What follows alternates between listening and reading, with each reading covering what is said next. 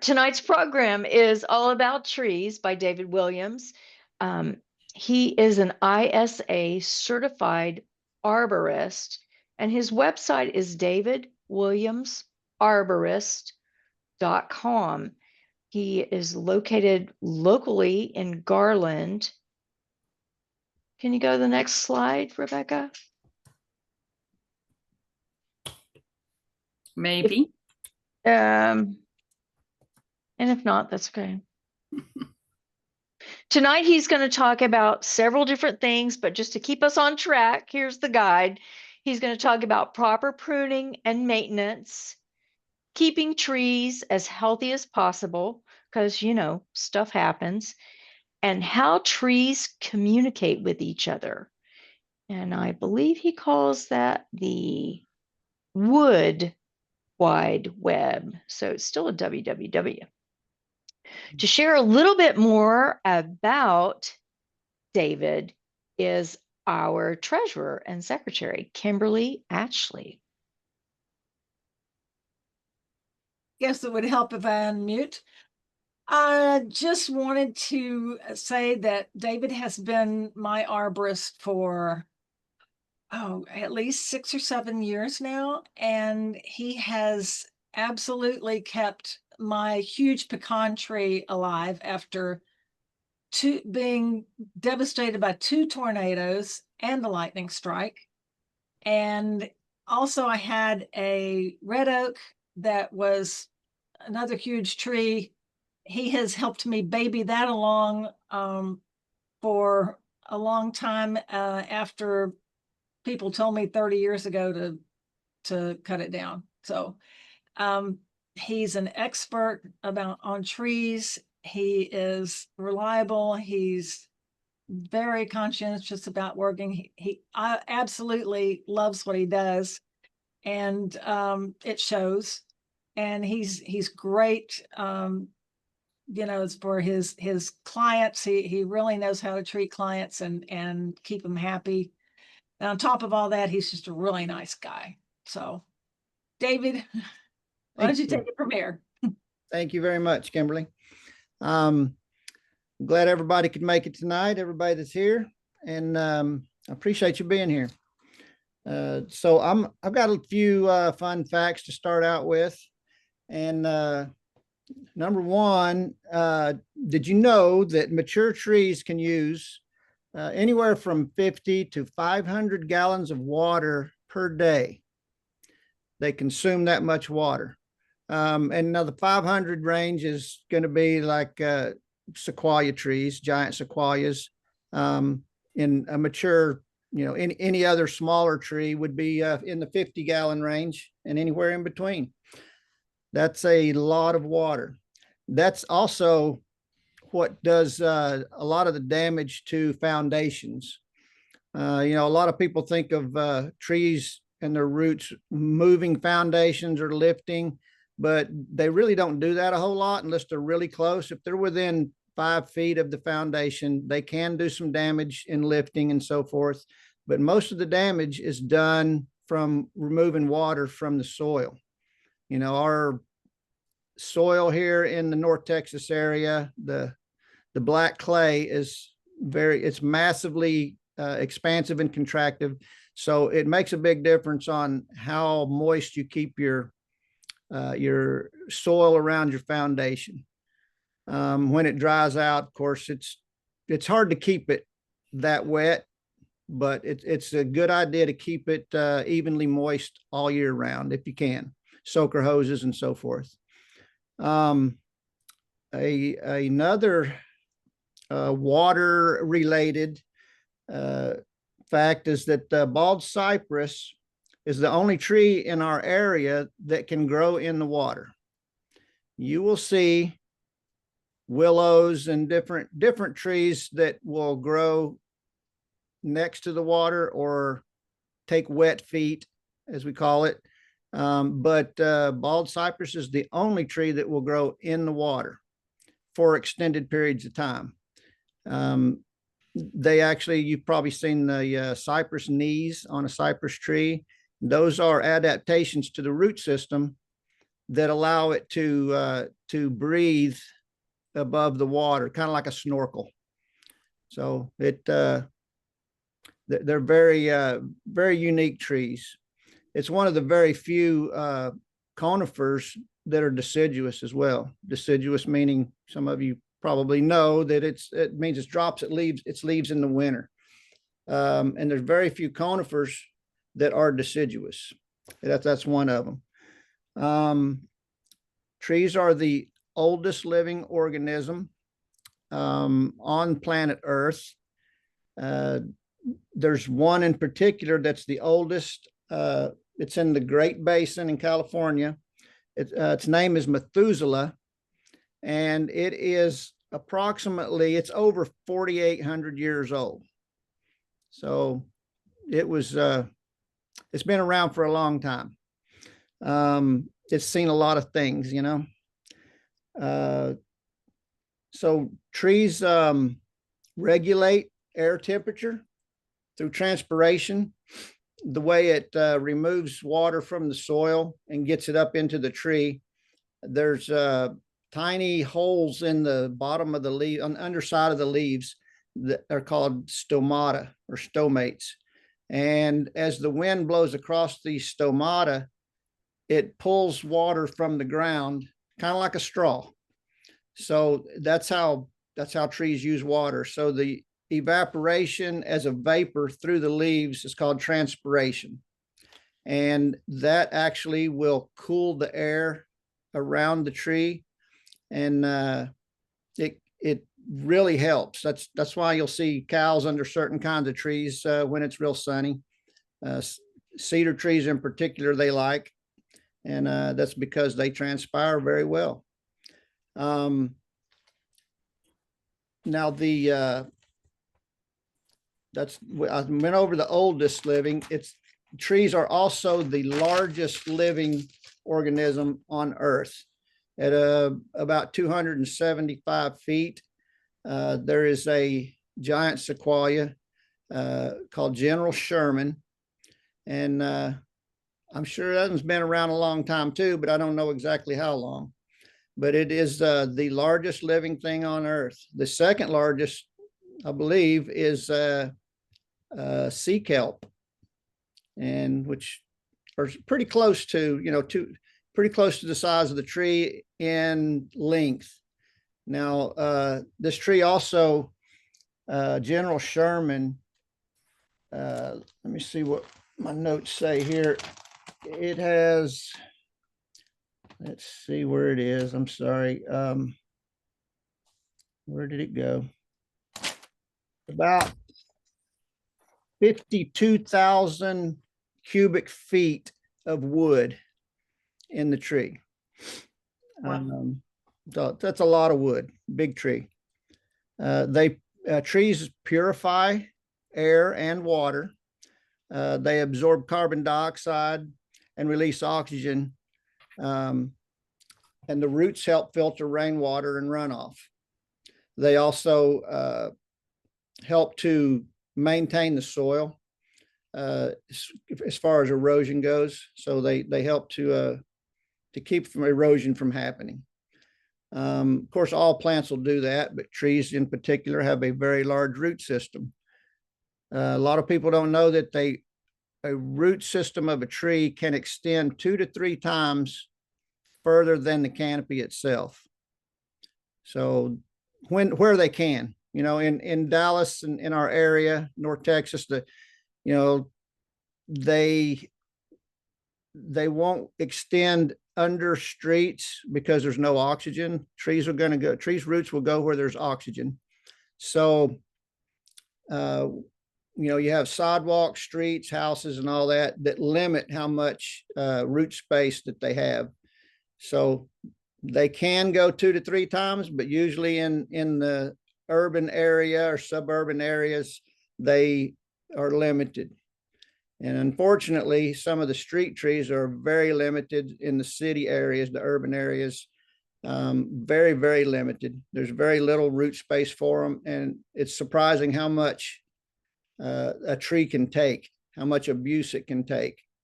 But they're incredible organisms. So they, let's see, their trees are home to 80% of the world's biodiversity. They provide food and shelter and water for a wide variety of animals and insects. So, you know, even dead trees do that. Of course, we can't have dead trees around our houses and things like that and falling on stuff. So we have to have those removed. But in the forest, dead trees, you know, provide a lot of habitat for animals and insects. The oldest known tree in history was the Watiza tree. It is about 26 feet tall. It's a fern-like plant, but it was a tree, and it was about 385 million years ago. That's the oldest tree that we know of in time. Spending time around trees can lower blood pressure, reduce anxiety, and increase pain thresholds. They release chemicals called phytoncides that boost mood and immunity. So it can actually help your immune system and boost your mood. Let's see, trees shaded surfaces can be 20 to 45 degrees in Fahrenheit, cooler than surfaces in direct sunlight.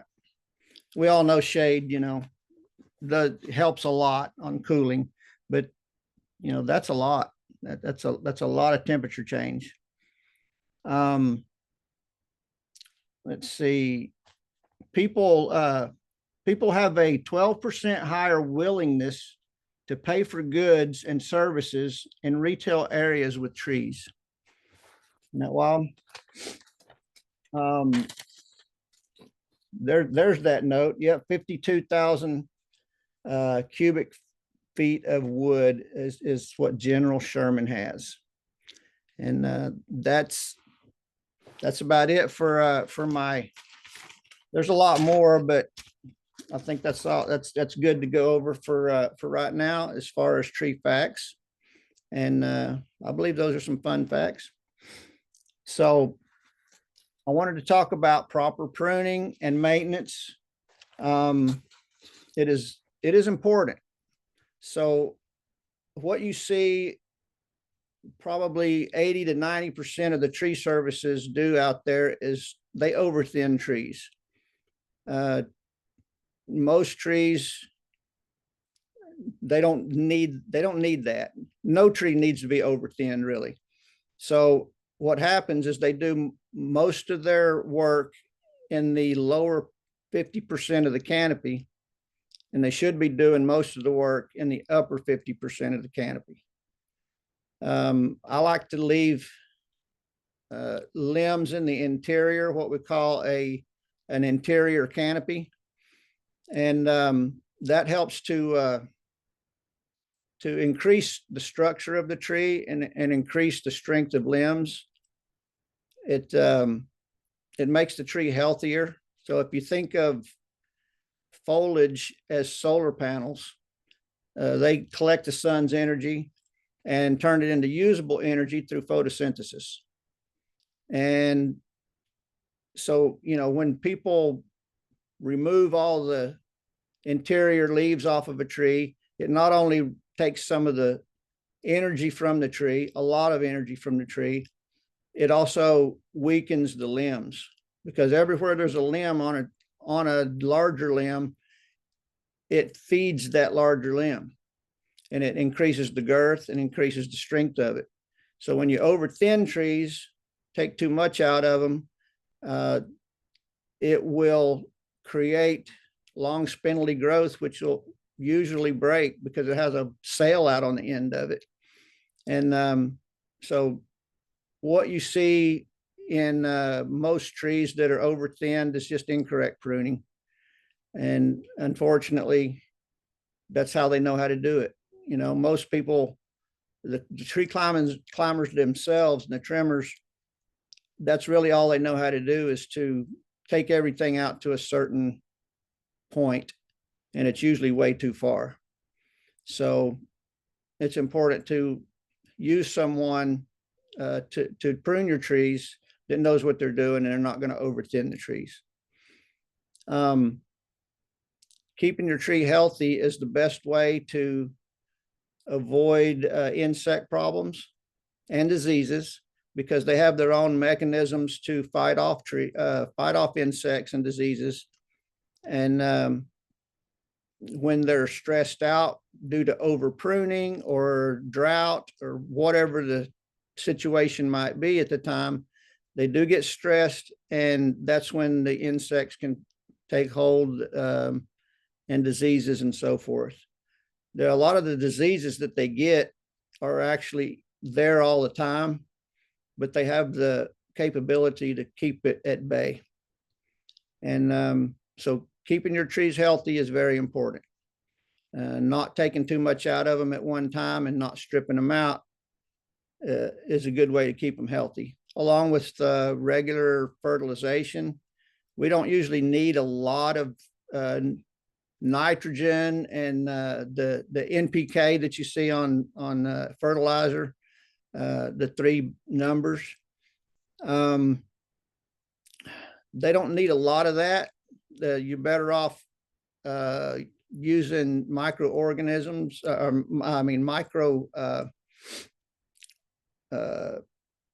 nutrients, micronutrients, and the macronutrients, which are the NPK. We have plenty of that in our soil. You know, the black clay soil that we have is actually pretty good soil. It has good nutrient content. It has good water holding capabilities. It's just hard to work, and people don't like to work it. So they don't like the black clay because it's so hard to work. But if you add plenty of organic material, compost generally, then you will have some really nice soil. It is a good idea if you're going to be planting, especially some kind of exotic type plants or something, to get a soil test. I don't do a lot of soil tests myself because it's usually, we know what it is. You know, I've done a lot of soil tests, and they come back basically saying the same thing, that we need more iron and manganese, molybdenum, and some of the micronutrients, which are what we call the acidifiers. We have very alkaline soil. So that being said, we have a limited amount of plants that we can use. We have to be very careful on the plants that we use in the Dallas area in this black clay. And anything from, you know, some trees in East or West Texas will work in the black clay, but a lot of it is really just specific to the black clay. And you know, some of the things, like especially if they're high acidic type plants, they won't work because our soils are so alkaline. A lot of people will talk about, will say that, you know, anybody can take down a tree or remove a tree. You don't need an expert to do that. Well, I beg to differ, because, you know, there's a lot of things that can go wrong with the removal. And a lot of people that do removals that don't really know what they're doing can damage your lawn, if nothing else, you know. So it is important to get somebody that knows what they're doing, no matter what you're doing with a tree, because there's so much safety and equipment involved and so forth. I just thought I'd throw that in on the removals with this, but very important to keep your trees healthy. I'm segueing right into the keeping trees as healthy as possible, because that's the way that you preserve trees and keep trees healthy. is to do proper pruning and proper maintenance and do it. I say proper, do it correctly. Or the people that you hire, make sure they do it correctly. And if we don't take care of our trees, of course, they become susceptible to disease and insects. Of course, we can treat for most of it, but there's several diseases that we cannot treat for, or there is no treatment for. So we have to be careful and really take care of our trees.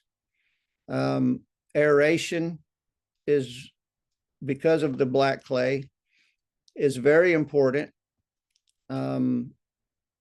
If we don't aerate, of course, the soil gets compacted, not just from traffic or, vehicles or anything, just from rainwater and gravity will compact the soil. Foot traffic, of course, will compact the soil. And the more you walk on it, while it's wet, the worse it is. So we have to be very careful. Let me grab some water here real quick. And if anybody has a question, feel free to jump in and ask a question. I'm going to have, Q&A afterwards, but anytime if you have something burning or something, go ahead and ask a question. I don't mind an interruption every once in a while. We're fine with that. And we're keeping an eye on the chat too, if you want to put your question in there, whatever's most comfortable. Yes, absolutely. Now, on the subject of keeping trees as healthy as possible, you also want to water plenty, water enough, and you have to water trees a little more.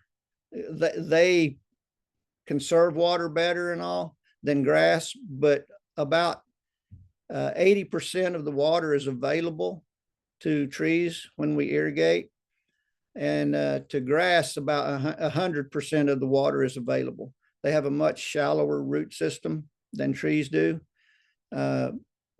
Most of the trees' roots, the feeder roots, let me put it this way, the feeder roots, where it absorbs the water and nutrients and air, oxygen, are around 6 to 18 inches below the surface.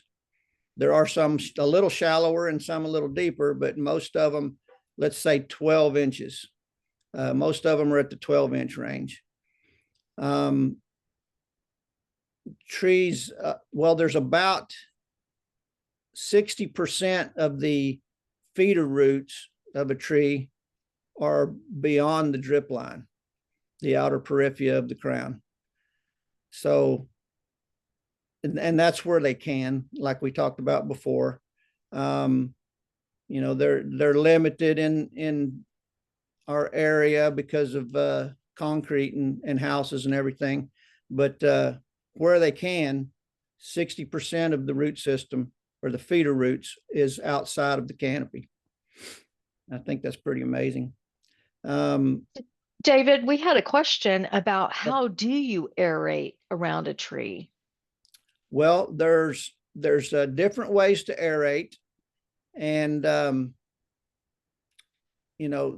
most tree services, when they fertilize a tree, they will say we're deep root feeding or fertilizing and aerating the root system, and it does that. They use a spray rig, high pressure liquid, and that actually fractures the soil and helps to aerate. It fertilizes as well, but anytime you're using a liquid, you can only use about 50% of slow release nitrogen when you're using liquid, and that lasts about 3 to 4 months. Now, what I like to do, my favorite way of fertilizing is, it's called vertical mulching. And so instead of using a spray rig, in both ways, both methods, we go on 3-foot centers, about 12 inches deep. I'll start out about 5-6 feet away from the trunk of the tree, depending on how big the tree is. And because there's not a lot of feeder roots right there close to the tree. And I'll start about a few feet away, and on 3-foot centers, use an auger bit is the primary way there, and then backfill that with a mixture. My main mixture that I use, I will add things to it as needed, but the main mixture is compost, lava sand, Texas green sand, and a small amount of a pelletized organic fertilizer, all organic. The tree doesn't, in plants in general, they don't know the difference between nitrogen or micronutrients that are organic and non-organic, but it's what we put into the earth that makes the difference. To me, that's the difference is what we're putting into the earth. And you're pumping chemicals into the earth, you know what that does. I mean, it's not going to be good for our grandchildren and their children and so forth.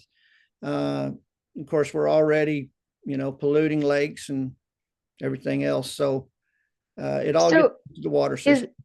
Is that separate from aeration? Well, it is a way to aerate. It is one way to aerate. There's another way to aerate, and it's actually a better way. It's just a more expensive way, and not everybody wants to pay for that, is to use a tool called an air knife or an air spade. There's others out there, but those are the two main ones as far as brand names go. And we take that tool, it's like a big blowgun. We hook it up to a tow behind compressor, big diesel powered compressor. It has to be 185 CFM compressor with about 125 pounds of pressure. And the nozzle is designed for the air to come out at supersonic speeds, about Mach 2 actually. And it particleizes the soil. Just a big blowgun is what it is. But it's a fancy blowgun, of course, with a lot of power. And it particleizes the soil and blasts it out of the way, excavates using air. And I can put that nozzle to the ground and just momentarily, real quickly, pull the trigger and release it, and it will fragmentate the soil 1 cubic foot around that nozzle. So that aerates very well. We can do what's called sheet excavation, where you basically till up the soil or mix the soil, anywhere from 6 inches to 2 feet down. We usually don't go 2 feet, but it's about 12 inches really is where we go, because that's where the main feeder roots are. And we can mix that soil up and aerate it, puff it up, so to speak, and inject air into it with that tool. We can also do less of that by doing radial excavation, where we use like a spoke and hub pattern away from the tree, doing about six and then backfilling those with the existing soil and the mixture that I had talked about before, where we fertilize. The other thing we can do is, instead of using an auger bit, we can use that air knife and make the holes with an air knife, which damages less roots. You can damage roots using an auger bit to make those holes, but it's fairly insignificant and usually not a problem at all. The biggest problem, I guess, as far as damage goes, would be irrigation systems, sprinkler system, the pipes that sometimes we can hit, but I definitely try to avoid that as well. So using the air knife is better for that reason. and it actually aerates better. Like I say, it's just a more expensive process.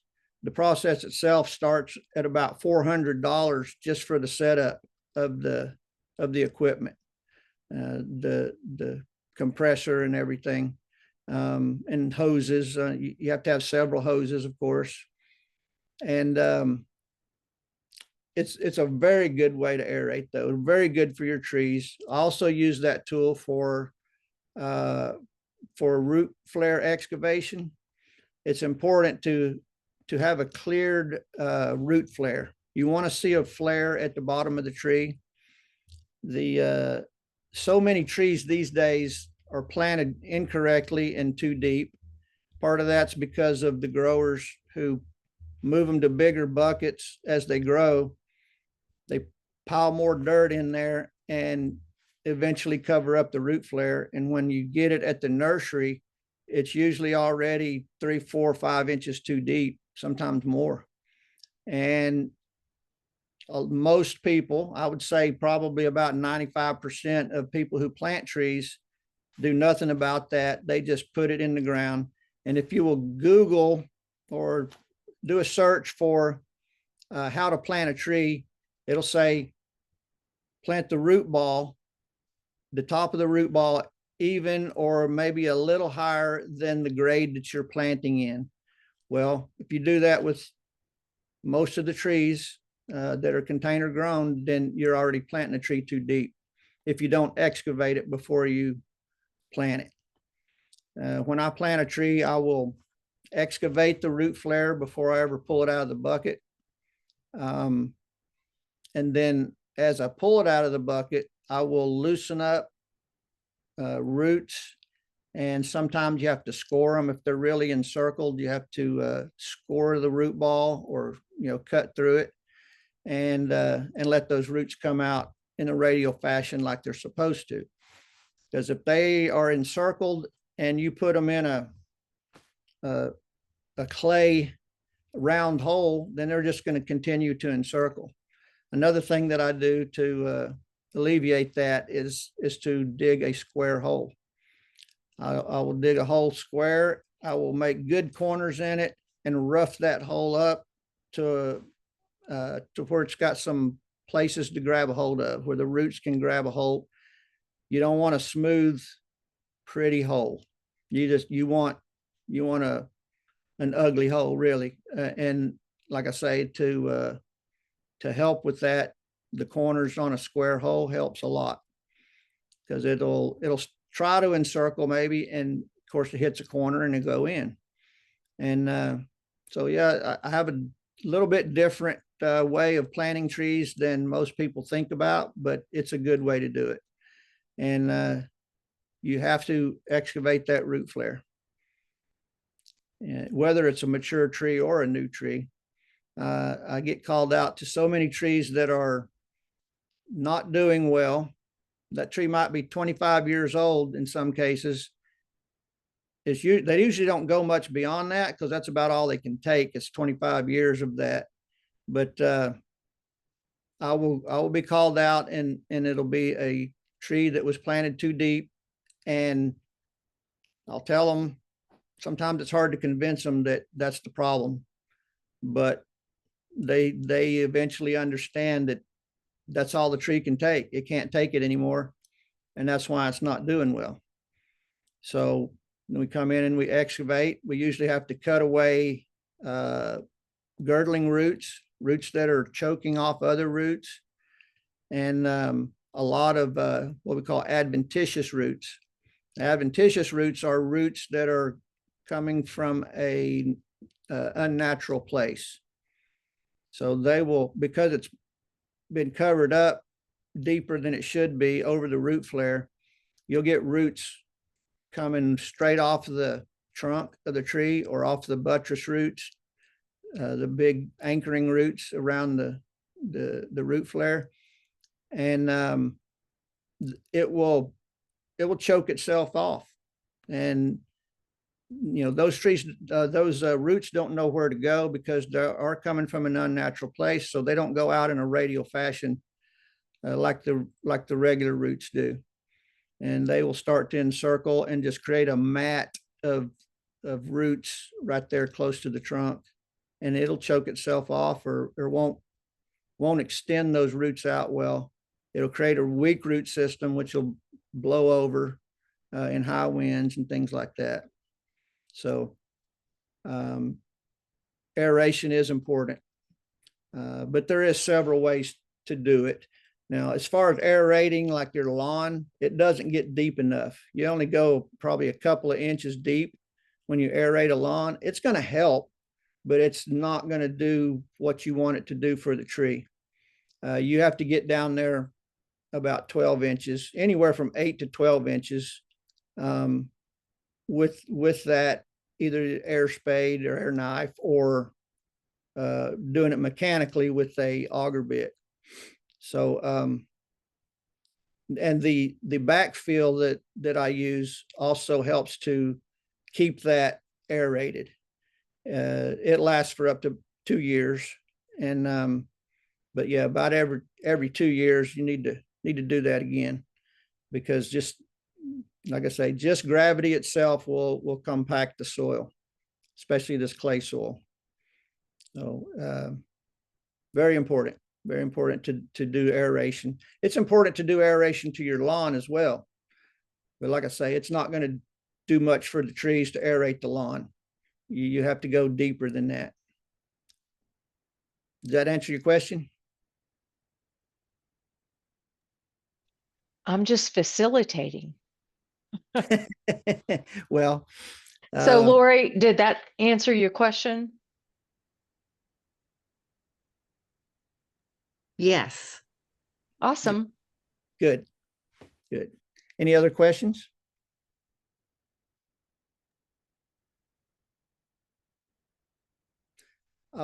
I will get into, and you know, I'm no expert on this, but how trees communicate with each other is very interesting. I have been doing some reading on it, but like I say, I'm not an expert. I'll go into what I know, and if I can answer a question or two, I will do that. But you know, trees actually communicate with each other, and it's mostly through fungi, mycorrhizae fungi. Mycorrhizae is a fungus that has a symbiotic relationship with trees. The trees provide it starches and so forth and keep it alive, sugars, and in turn the fungi grow on the root system of the tree and help to absorb water. It can actually increase the area of a feeder root very much by probably 200% in some cases. It's good for it. I've been fertilizing using mycorrhizae fungi for probably about 25 years now. I don't do it all the time at this point, but sometimes you need it, and but it also does help with the communication. Another way that they communicate is through electrical impulses, very low energy electrical impulses, similar to brain synapses and things like that. They also will share resources with other trees that need it. There's usually in a forest, there's usually a mother tree or several mother trees, large, you know, older trees that kind of look over all the rest of the trees. I mean, it sounds like a fairy tale, I know, but it's true, you know, and I've believed it for a long time, and they're finally coming up with evidence of this. And it's been going on for a while. I would say, you know, they've had evidence of this for a good 10 years or so, but we're kind of just now hearing about it. You know, that's how technology goes. It takes a little while for everybody to hear about it and start using and so forth. But but they share these resources. Like if a tree needs water or more starches, or more, whatever it needs, the mother tree will share that through root grafts. When you have a same kind of tree in an area, they have a common root system, what's known as a common root system. So they're grafted together. If they're not the same kind of tree, they can't graft roots like that, but they also send these electrical impulses, and they also will send chemicals through the air. They actually send chemicals that help to make people feel better and improve their immune systems and so forth, like I talked about before. On the converse of that, removing trees is very stressful. It's been known to be stressful to people who have to have their tree removed, especially if they don't want to have it removed. If they want to have it, I guess it's not as stressful, but if they want to keep the tree but it needs to be removed, then it is very stressful for people. There's a insect, I say new, it's been around for probably in the US for I think around 25 years or so, the emerald ash borer. It attacks ash trees with a vengeance. It's very aggressive, and came from Asia, of course, like most bad things, that come over here.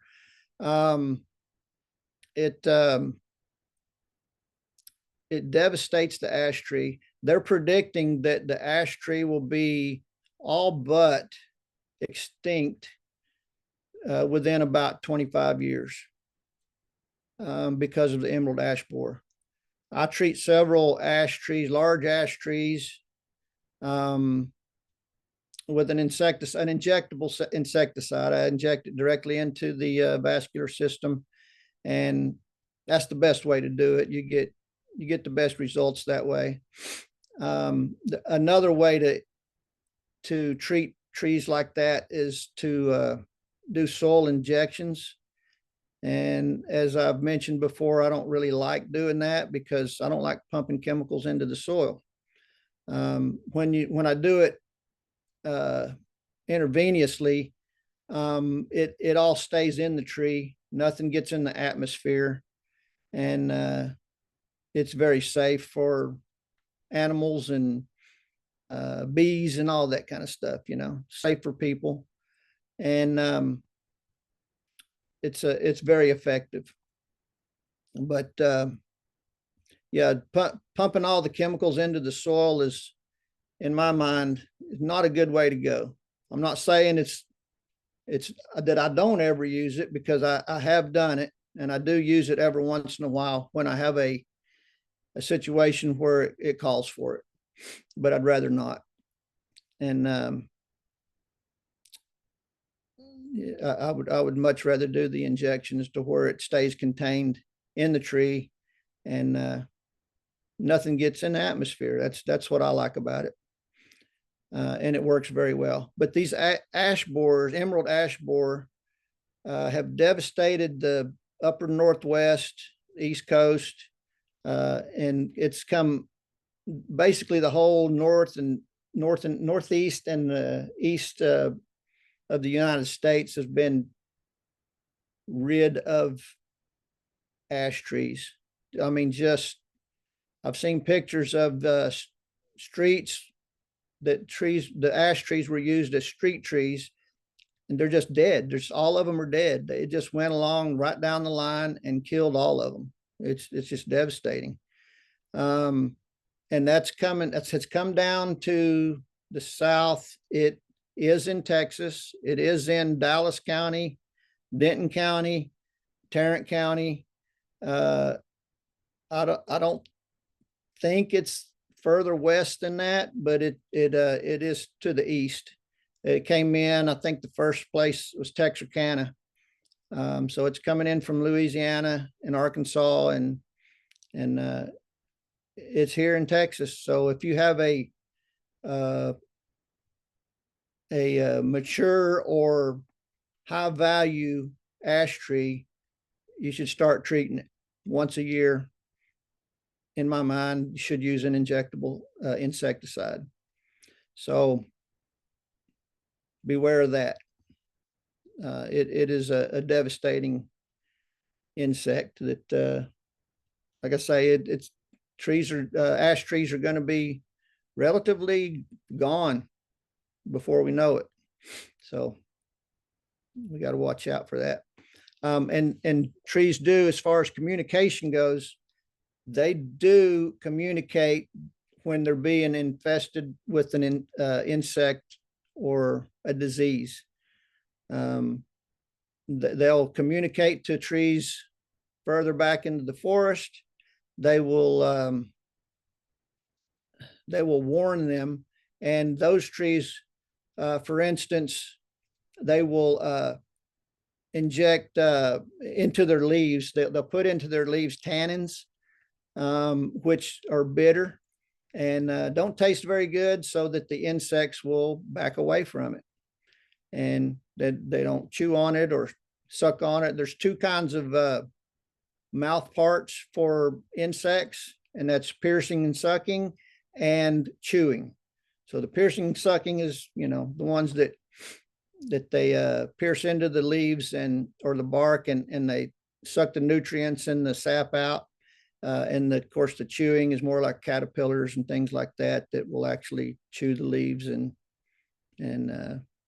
cambium under the bark, which are borers, wood boring insects. They'll go under the bark, bore holes in the tree, and go under the bark and feed on the tender, tasty parts of the tree that are right under the bark, which is the phloem and cambium layer.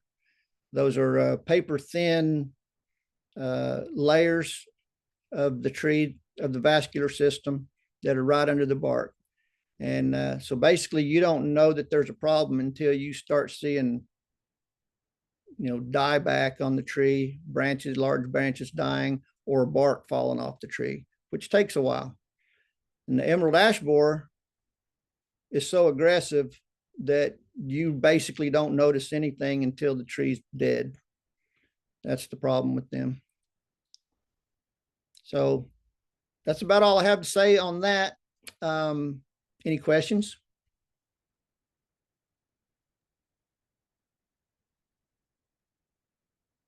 So guys, we're wide open for questions about fun facts, proper pruning, maintenance, keeping trees healthy, or the underground communication of trees. Don't put it in the chat. Please speak up. I have a question about how often should you have your trees pruned? Is it yearly, or is it every other year, or just as needed? As needed, basically. I would say about every 2 to 3 years. Okay. And it does depend on your tolerance, as far as aesthetics goes. I tend to trim trees or prune trees, not solely for aesthetics, but it does have something to do with it. So we have to make them look good too. And we have to keep them off your roof and, at a height that can be dealt with. But generally, I would say about every 2 to 3 years. Thank you. You're welcome. Is there a borer that attacks holly trees? Yes. It's not a particular, they don't just only attack hollies, like the emerald ash borer will pretty much only attack ash trees. There are a couple of other trees that it will attack if there's no ash trees around, but we have none of those trees in our area, the other trees. So yeah, but as far as hollies, in general, the flathead borer will get into holly trees, but it's not solely holly trees. It's holly trees and a lot of other trees. Okay, and does it kill them? Yes. Okay. if it's left untreated and the tree is not healthy, so borers cannot get into a healthy tree. It has its own mechanisms to fight them off and keep them out. And so borers are primarily they're based solely a secondary problem.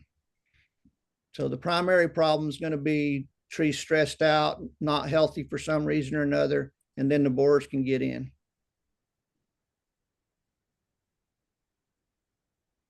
David, I think there was a question this, I know it's going to vary depending on a lot of factors, but like if someone wanted you to come out and provide a consultation, let's say on a single tree, is there kind of a baseline price on that? Yes, there is my consultation fee is $150. And that gives you an hour of my time to ask any kind of questions. I'm generally just filling you with information. I tend to ramble on, if you don't, if for lack of a better word.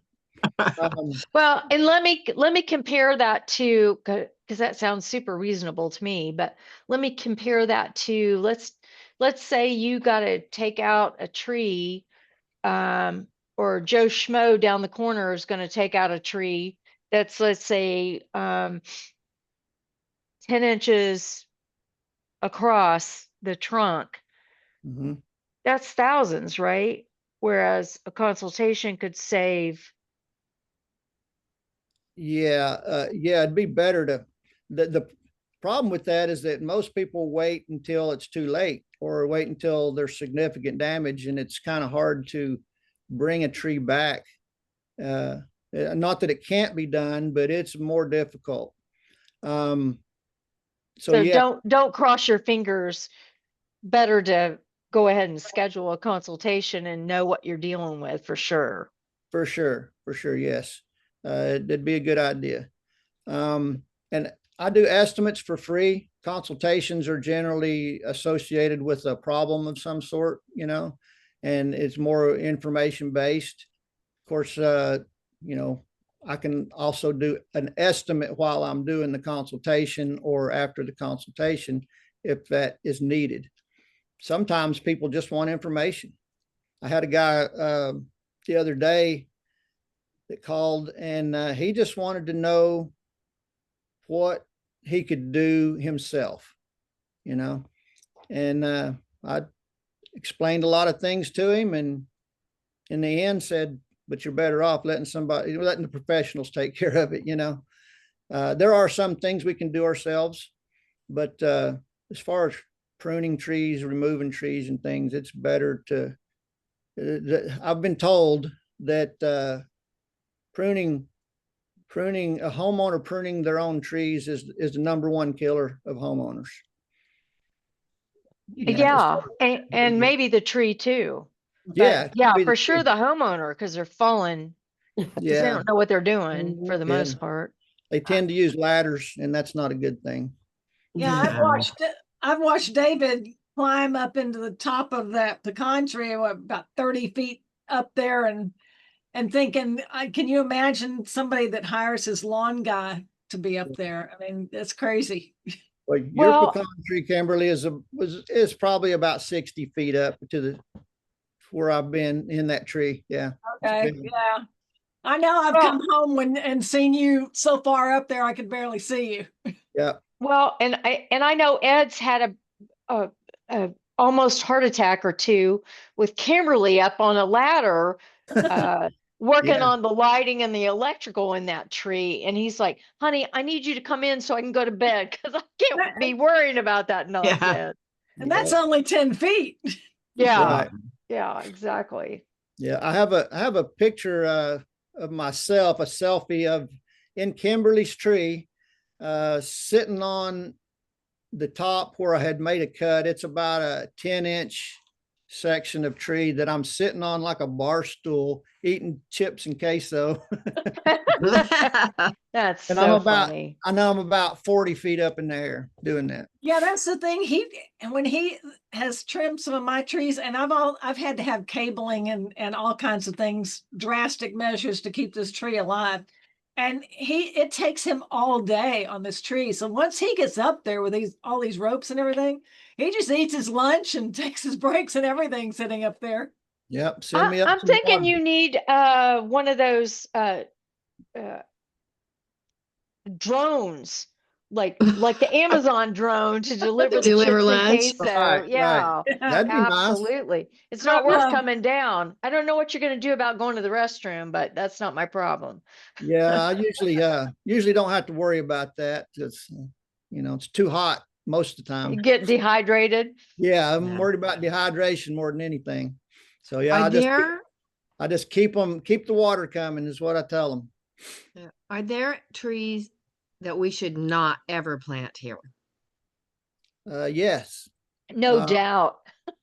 Yeah. Well, invasive trees. Well, Bradford pear is one of them.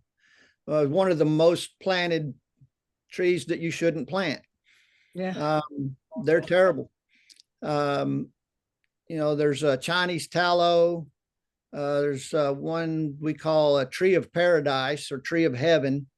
And they're kind of pretty, but man, they're invasive. They will pop up everywhere if you have them and they go to seed. Is that the same thing as a China berry? Nope, that's a different tree. It is fairly similar. Instead of having the brownish bark, though, it has a really light gray bark, and almost looks, I guess, similar to a pecan tree. It has a pinnate leaf, meaning it has leaflets instead of a single leaf. Like a pecan tree has a leaf with leaflets on it, what we call a pinnate leaf. And so yeah, the individual leaves on it you would call are actually leaflets, and the whole stem with the leaflets on it is the leaf. So what's your favorite tree to plant in Texas? Bur oak. Ah, there you go. Those are Yeah, big, though. Those are very big. Yeah, they get big, they grow pretty fast, and but they're great trees. Very few. I've got one in my front yard. It's not very big yet, but it came up from 2 acorns that I brought home a bucket of those big old acorns and dropped a couple apparently, and I ended up with a double trunk up there. Oh, I love that tree. The double trunk's not the best thing. There's problematic, but if you They can at look least get cool. one of the trunks or something, you'd have a great tree. You can also cable them, as they get larger, support them with cables and things. Hold them together. I have a question for you, if you don't mind. Okay. I've had my house since '87, and all that time I've used Arborilogical Services out there in Wiley. Steve Hauser. I'm sure you know Yeah. those guys. Absolutely. And when I had my pond enlarged, I had to take out one of the crepe myrtles that was next to that pond. Well, I decided to take it out, and they took it out and they augered it down. I mean, they drilled it down a number of inches below the surface, but that thing is still putting up shoots. You got any suggestions for how to stop that crepe myrtle that's already been cut off and drilled down to stop shooting up? And you have other crepe myrtles in the area? Yes, I have 2 other ones out there in a row by the alley that are kind of close to where that one is. But I have a specimen one up by closer to the house that's 2.5 times the height of my house. And Steve told me a long time ago. If they have a common root system, if they're grafted and if they're very close, they probably are, and you treat it with a herbicide, it will get into the other trees, of course, and so if it's a systemic herbicide. So yeah, that's a tough one. You have to basically just dig those things out. And you would probably have to dig the stump out. When they grind a stump, they go about 6 to 8 inches below ground level, which leaves a lot of material left there from that tree, you know, a lot of root system there. And crepe myrtles are just really bad about sprouting out like that. You Well, know, and when mine they're are alive huge. or when they're dead, you know, or when they're gone. And mine were huge. They were pruned like a tree. So they Yeah. were bigger around. All their stems were bigger around. You couldn't put your arm around it. It was huge. Yeah. So yeah, I've been digging them up. I don't put any chemicals in my yard, but you know, Yeah. I was hoping there would be some other way other than digging. Digging or burning, you know, you can burn one out. But it's how a lot of farmers would do it and so forth, you know, put holes in them and diesel fuel or whatever, any kind of flammable material, you know, to keep it burning. And you usually have to do it several times, but digging it out is going to be probably a better way to do it. But Well, it's hard. It's difficult. It's right there by my fence and my gazebo. And so if it was a matter of digging a hole down and putting in charcoal briquettes or something, that would be doable. But if it's a matter of flames and, you know, Yeah, it's usually incendiary stuff, smolders. It usually smolders into the trunk, into the roots, and burns it out that way. Even then, there's no guarantee on a crepe myrtle because yeah. you know, all it What takes about- is a small root. What about that bacteria that you can drill and put the powder in and then put boiling water on and that eats the trunk? I'm not familiar myself with a bacteria that does that. Mhm. There are chemicals that do that. You know, stump remover, I believe it's called. Spectracide has a pretty good one. It's basically what is it? Saltpeter is what it is, and the common name. You know, I'm trying to remember ammonium. Not ammonium nitrate. That's fertilizer, but it's something. That's ammonium something ammonium. But it will eat away at it through basically enzymes. But Yeah. I'm not sure about bacteria, but yeah, enzymes will eat it away and help to deteriorate it to where you can kind of dig it out easier or kick it out. And it will kill it as well. But if you have any little sprouts, any smaller roots that it doesn't get, which it's probably not going to get them all, they will still come up from a crepe myrtle. They're just terrible about that. Yeah, what we call suckers. Suckers, it's a kind of a misnomer. Suckers come from the root system, and people call suckers, you know, the sprouts on a tree, but really they come from the root system. And if it's coming off the upper part of the tree, it's a sprout or a shoot. So they said, I just looked up saltpeter is potassium nitrate. That's it, potassium nitrate. Yep. There you go. Yep. I actually use that for rocket fuel on.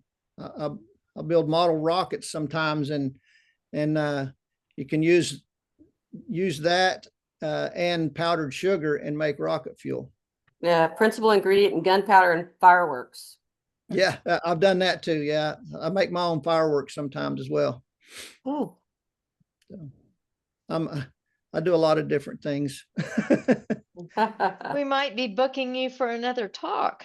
I don't know about that, but I like to do get into electronics, and like I say, rockets and fireworks, and just you never know what I'm going to get into.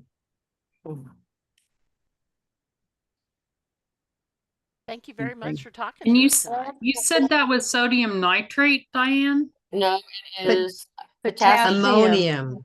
Potassium nitrate. Ammonium nitrate, right? Ammonium. potassium.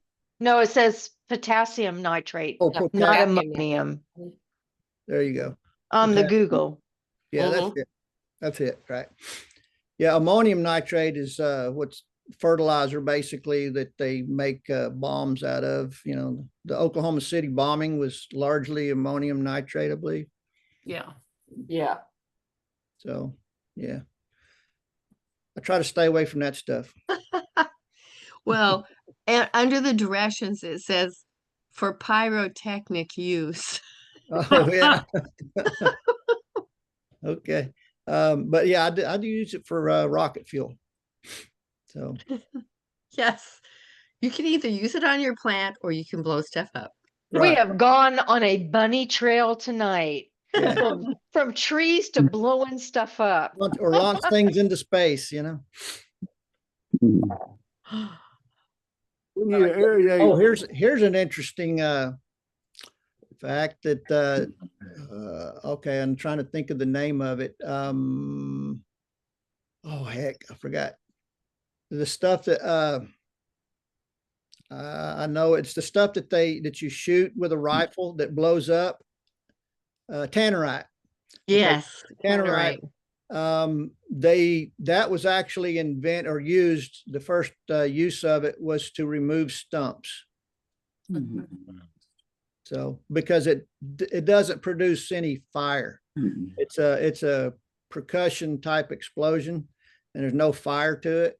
So yeah, they would use that in forests and so forth to remove stumps. Pack it under a stump and shoot it with a gun, and boom, there goes the stump. Wow. I think it would take a lot though. And maybe anything else around it. No, Yeah. it's really confined. Huh. Yeah. Wow. That's why they use it as opposed. I mean, they've used dynamite too, obviously, but that's why they use it as opposed to dynamite, because it stays pretty confined, and it has no fire to it. Wow. It's just an impact, percussion explosion. Still don't think my neighbors would like it. No, especially if it was that much of it, they probably would not like it. Just shooting the gun, would probably be more than enough as far as making them not like it. Because it usually takes a high-powered rifle to do it. Can you back up one screen, Rebecca, to show David's website? Maybe. Look at you. Uh-oh. Maybe a couple of screens. Huh. There, you did. There you go. Thank you.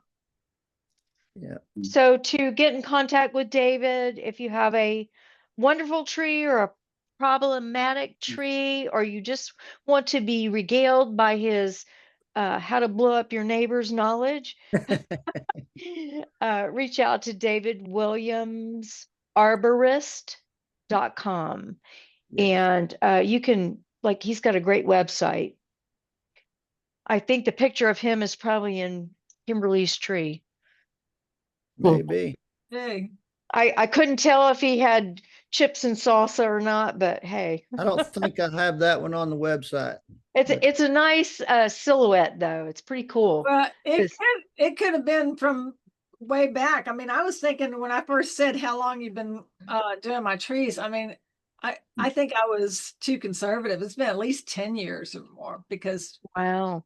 time flies, and just think about it and go, oh, no, it's been longer than that. So yeah, I'm thinking like 12 years, something like that. probably, yeah. Wow. Yeah. And I have clients that I've had clients go back 30 years, 35 years, 30 and 35 years, some 25, 27. Yeah. Yeah. I have several clients that I've been doing work for a long time. Very you have impressive. a geographic range? Not really. I actually like doing ranches and lake houses and things like that. I wouldn't say I do a lot of them, but I do several a year, to where I would go to, a lake house, and sometimes I have to spend a couple of days, or sometimes I can get it done in one day. But usually it takes several days to do some of them, especially the ranches and so forth. I did one in Possum Kingdom. Oh, that is like way beyond any range we would imagine Right. for sure. Yeah. A really nice ranch out there. I say it's not it's right next to Possum Kingdom. It is, you know, on the boundaries of Possum Kingdom, basically. Do you It's have a actually- crew or are you like a one-man show? I have myself and a helper, and I do have others that I can call on when I need them, but I'm pretty much a one-man show as far as the work itself goes. Okay. I It's was just really wondering about like your safety support and like that stuff on the ground. yeah, I always have a ground man, a Okay. person on the ground in case something goes wrong. And it's not Kimberly? No, not usually. Sometimes. Gotcha. But I have a question about one of your photos on your Okay. gallery. There's Uh-huh. one of a tree trunk and it has these little white things all the way around it. Uh-huh. What are those? Those are the injection capsules that I use to inject The insecticide? insecticides and fungicides and and nutrients as well. We can inject all kinds of stuff into trees. You know, the drawback of it is that you have to drill into the tree to put those in there. It's a very small drill bit, but yeah, that's the only negative side of it, but it's usually not a problem at all. But yeah, those are Mage injection capsules. And then when I activate those capsules, I'll drill the hole in a tree and put the capsules in, or the stem from the capsule, and then activate it, which means add pressure to it, and puncture the diaphragm so that the chemical can flow into the tree. Then the tree pretty much does everything else. The tree, like I was talking about how trees pull up water, they pull that along with the water, they pull that chemical up into the tree. And I've actually had bugs falling out of the tree onto me while I was still injecting the tree. So it all happens pretty fast. Wow. Yeah. And anything feeding on that tree, it will kill. So you mean something that's eating the bugs on the tree? No, insects that are eating the tree, Okay. you know. And Eat I would think a leaves. bird would be smart enough not to eat the dead insect that's falling off that has poison in it. I don't know if they're smart enough or not, but you know, that I don't believe that there's enough of it to harm them. In each one of those little capsules, there's I usually use a 4 milliliter, which is a higher concentrate or a higher amount. You can get anywhere from 2 to 4, 2, 3, and 4 milliliters. And I use the 4 milliliter because, you know, of course it distributes better and does a better job. And, but that's a pretty small amount of chemical, you know, it's a concentrated, yes, but it's a very small amount. So Okay. it's really for insects, you know. Gotcha. I don't think it would kill a bird unless it just drank some of it directly out of the capsule. Okay. Well, I think most of us are very concerned about what we do in our yard that might affect the up chain, Absolutely. the up.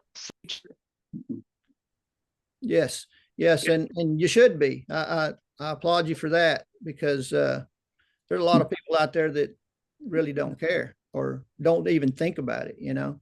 No, they're all, let's just poison the rats, and then you've got dead owls. Right. Yeah. It all matters, you know.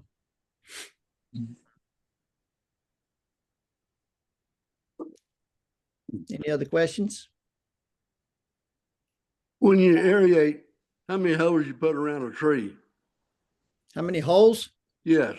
Depends on the size of the tree, but I would say anywhere from, you know, first, let's say a fairly mature tree to a very large tree could be anywhere from 50 holes to 500 holes. Okay, that's a bunch. Yeah. Yeah. Yeah. The as a matter of fact, the one I mentioned out in Possum Kingdom, it's right. The branch is right across the street from the fish hatchery, actually, at Possum Kingdom.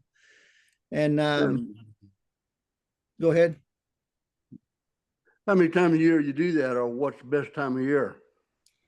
You can do it any time of year. Like I say, it's organic. It's all organic, so there's no problem with burning or anything like that, and it lasts for up to 2 years. So just about any time of the year, you can do that type of fertilization. Okay. Thank you there. No problem. Thanks, Mitch. You bet. Oh, hell. So if anybody has a tree that you're concerned about, that you think maybe something wrong with, it's good to have David take a look at it, because he had a client not long ago that he was over there doing some work, and he told him that he had a tree. He said, that tree's got a problem and I think it's going to fall. Mm-hmm. And the guy kept putting it off, and David said he called a couple of weeks later or something and said, well, it fell. Yeah, it was actually the neighbor. It was the neighbor of my client. Now it's my client because I actually got that job. But so I was looking at the neighbor's tree for my client that was just on the other side of the fence, and walked back there, and because it affected her yard too, and her pool and all that, because it was right there on the fence line. So I'm looking at it, and as we were walking back, I said, that tree's falling. And I'd told them 2 years before that tree needed support and it was a problem. And when I looked at it this time, it was like literally, falling. It had been moving. The ground was heaved, and I mean, it was going to fall. There was no doubt about it in my mind. And I said, I told my client that, and took pictures of it and everything. And then she said, I'll tell them. And she did. And 5 weeks later, she called me like at 5 o'clock in the evening, and I was home, and she said, David, that tree fell, and it crushed my photinias. She had photinias she'd been working on, since she moved in for about 5 years or so, and got them. Those were destined to die, though. You know that. But I brought them back from ugly as sin to pretty. I mean, they look really good, and then it crushed about six or seven of them, and she had them on both sides of her. This is on Mockingbird Lane. Oh, right about 2 blocks, maybe a block or two from the tollway. wow. So big houses, and they have a circle drive island in the middle where there's a row of photinias on one side of the property and a row on the other side, and a bunch of them right there in the middle. And it's a good screen and all, with the noise of Mockingbird and all that. And they just look terrible when she first moved in, and I got them looking beautiful, and then that tree fell on them. So she got that whole side over there where the tree fell, got it all re-landscaped, and the center island took a pretty good brunt. It took out, I think, 3 of the good size ones, the branches of this tree. This was a big tree, a large red oak tree, double trunk, like saying they're problematic. They tend to split, but it came about 6 inches from going out into Mockingbird Lane. Wow. Which would have been a problem, because it's a busy street. And but I ended up taking it out, and they became my client, and I ended up taking another one out for them. So that's so sad. Yeah. The one, see, that one was, I think she ended up with the initial emergency damage. Altogether, it was about $5,000 to take that tree out. And then what was the diameter of that thing? It had 2 trunks, roughly 30 inches apiece. Wow. Yeah. Mhm. Yeah. And then the other one I took out, it had a root rot fungus, Ganoderma lucidum, and it was, I measured it. Okay, this is about 4 feet off the ground. It measured 40 inches one way and 50 inches the other way. So it's kind of oblong, oval shape, I guess. But yeah, that was a $8,000 removal right there. Oh, It was a big tree. That's something that that's the cost that I want to look at and encourage people to get a consultation early on. It's Yeah. tree insurance, Right. yeah. Hopefully, like I say, a lot of times people wait too late, and what I've found out is there's a lot of people out there that are not familiar with a arborist or certified arborist. Let me say this, that people who say they're arborists are, may not be certified, and they have to be certified by the ISA, the International Society of Arboriculture. That is the only body that certifies arborists. So And- you just asked for what certifications do you have? ISA certified arborist. Okay. Yeah. And like as far as like my company name is David Williams, ISA certified arborist. I personally have the ISA certified arborist in parentheses. You don't have to do that. That's just the way I did it. But if you advertise like that you're supposed to do the work yourself. If you are just a certified arborist business owner, you can't name your business certified arborist or ISA certified arborist. You're not supposed to anyway. I think there's people out there that have done it or are doing it, but yeah, you're not. That's good to know, though. Thank you for sharing that. Sure. And if it doesn't say certified or ISA certified arborist, then they just may be an arborist.